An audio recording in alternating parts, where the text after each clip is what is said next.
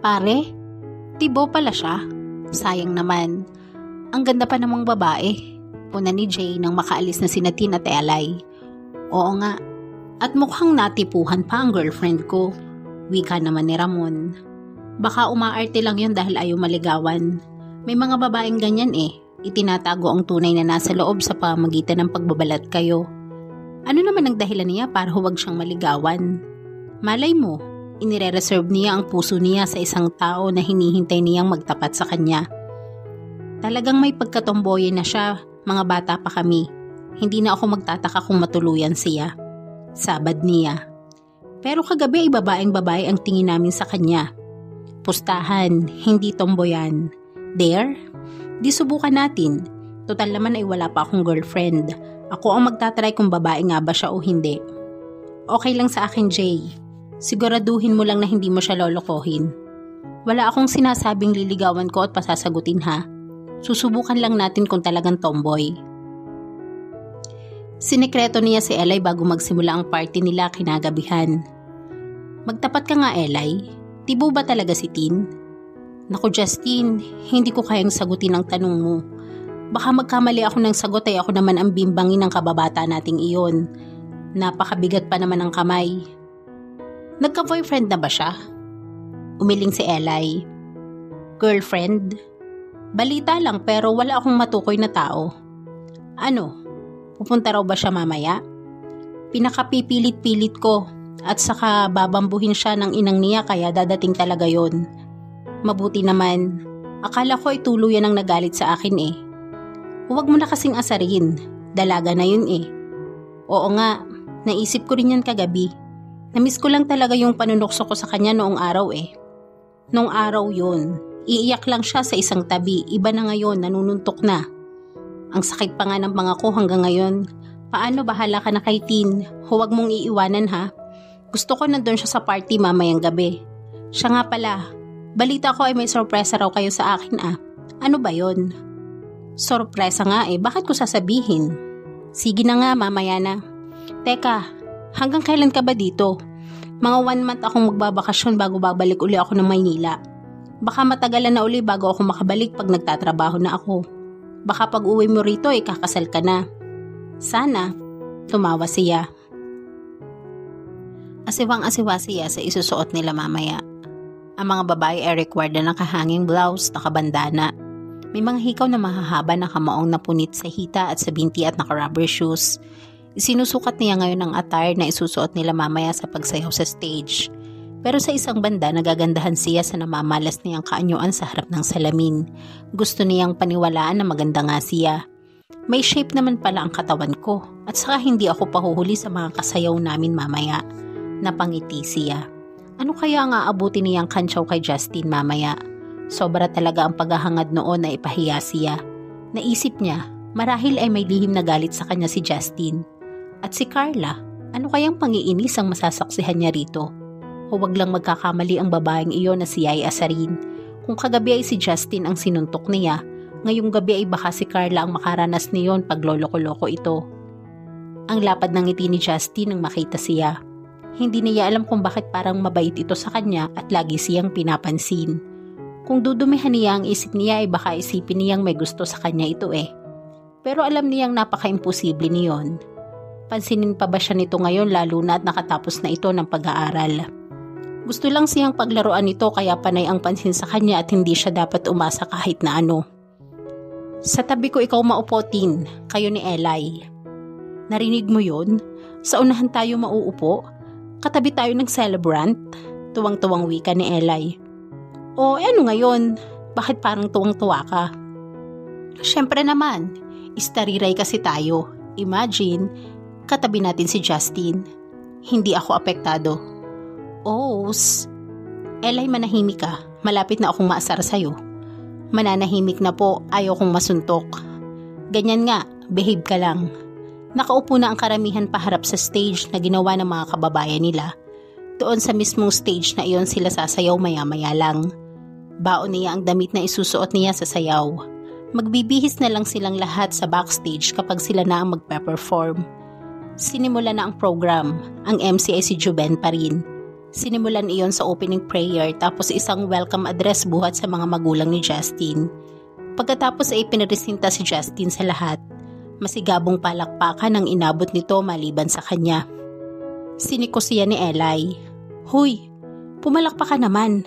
Nakakahiya ka. Ikaw lang ang hindi pumapalakpak." Sa ayaw ko kaya? At saka ano ba ang dapat kong ipalakpak? Wala namang dahilan para palakpakan ko siya. Hindi naman siya artista.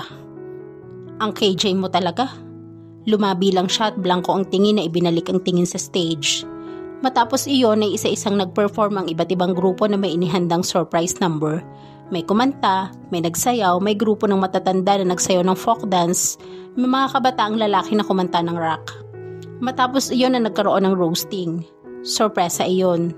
Tinawag ang mga kaibigan at kakilala ni Justin na magsalita sa stage tungkol sa lalaki. Tinawag rin si Ella at hindi niya akalaing pati siya ay tatawagin. "Bakit pati ako?" Reklamo niya kay Eli.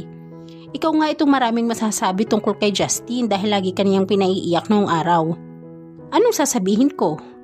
"Bahala ka, kahit na ano basta totoo sa puso mo." Dahan-dahan siyang tumayo buhat sa pagkakaupo niya at taas noong lumakad patungo sa stage. Kalmadong-kalmado siya nang tumayo siya sa harapan ng maraming tao. "Ang masasabi ko lang po, naging malungkot po ang kabataan ko. Ang murang puso ko ay napuno ng galit at pagkainis sa isang tao na wala nang ginawa kundi ang paiyakin ako noong araw. Ang taong ito ay tila mamamatay kapag hindi ako napaiyak at ang taong tinutukoy ko ay walang iba kundi si Justin." Nagtawanan ang mga nakikinig pero napansin niya na seryoso si Justin. Hindi pa roon natapos ang testimonya niya. Nang umalis siya sa baryo ng natin ay natuwa ho ako ng labis at nasabi ko sa sarili ko na sa wakas nawala na rin ang salot sa buhay ko. Nang malaman ko na babalik siya ng bayan natin ay naalarma ako. Sa totoo lang ay ayaw ko na siyang makita. Pero wala ho akong magagawa. Hindi naman ho ako may-ari ng baryo natin. At nakita naman ninyo ang ginawa ng lalaking iyan nang makita ako. Binuska na naman ako ng walang tigil. Feeling ko ho ay gusto na niya akong matigok. Yun lang po. Tawanan ng mga tao sa mga narinig ng kwento buhat sa bibig niya. Sinulya pa niya si Justin. Seryoso pa rin iyon. Tahimik na bumaba siya ng stage at tumabi kay Justin kung saan siya talagang nakaupo. At ngayon naman po ay masasaksihan natin ang isang special number buhat sa mga kababata ni Justin. Palakpakan po natin sila. Anunsyo ni Joben. "Tayo na pala, Tin." Nagtuloy muna sila sa backstage para magbihis. Ilang sandali pa at isinalang na ang awiting Totoy Bibo ni Bong Navarro. Palakpakan ang manonood nang magsiindak na sila sa stage. Basta she did her best. Inisip niya na walang tao sa lugar na iyon kung di siya lang at bigay todong umindak. Ang lakas ng palakpakan ng mga tao sa sayaw nilang iyon. May nagpapaswitan at sumisigaw pa. "Ang galing mo, Tin!" Narinig niyang sigaw ng isa sa mga kababata niya. Ang mga buwisit at pinapakonscious pa siya. Para namang kay haba ng tugtog at ayaw pang matapos. Nagsisimula na kasi siyang kabahan at mukhang gusto ng mga log ng mga tuhod niya. Sa wakas ay natapos rin ang dance number nila, pero humirit pa ang mga manonood at humiling pa ng isang sayaw. Actually, ay may nakahanda silang isa pang dance number. Ang tugtog naman ay 8-8. Iyon ang isinayaw nila sa gitna ng katuwaan ng mga bisita. "Tin, ang sexy mo pala!" Sigaw naman ang isa. Hindi lang niya matukoy kung sino ang mga meron na iyon eh. Kung matutukoy lang niya ay talagang paiigkasan niya ng kanyang kamao sa mukha. Halos mamatay na siya sa hiya nang matapos ang sayaw. Hindi na niyang magawang magpalit ng damit dahil sinalubong siya ni Justin sa pagbaba at sa harap ng mga tao ay niyakap. Grabe! Bakit ba siya ang pinapansin ng lalaking ito? Abay para siyang nakuryente ng bulta-bultahe eh. Nanginig ang buong katawan niya sa yakap ng lalaki. "Ang galing mong sumayaw, Tin, Anito. Salamat." Anya sabay tulak kay Justin. "Bakit ba nangyayakap ka pa? Natuwa lang ako sa testimonya mo laban sa akin kanina. Sorry, Tin. Nagawa ko palang miserable ang buhay mo noong araw. Hindi ko dapat sinabi pero napilitan ako nang isalang nila ako. Okay lang, totoo naman eh." Naupo siya uli sa dating inuupuan. Sa tabi mismo ni Justin. Humalikip-kip siya dahil ayaw niyang madikit ang mga braso niya sa braso ni Justin. "Pinahanga mo ako ah. Pwede kang dancer sa television." Sige, tapos mo na akong buskahin.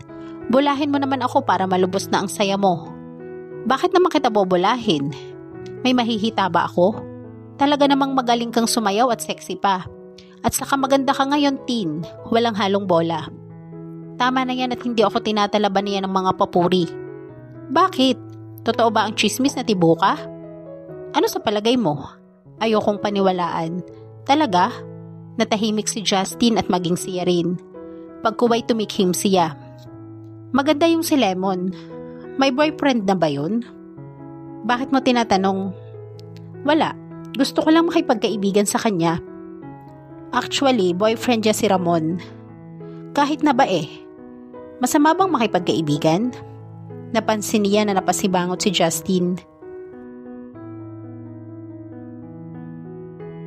At dito po nagtatapos ang ating kwento. Sabay-sabay po nating abangan ang sunod na kabanata. Maraming salamat po. God bless and stay safe.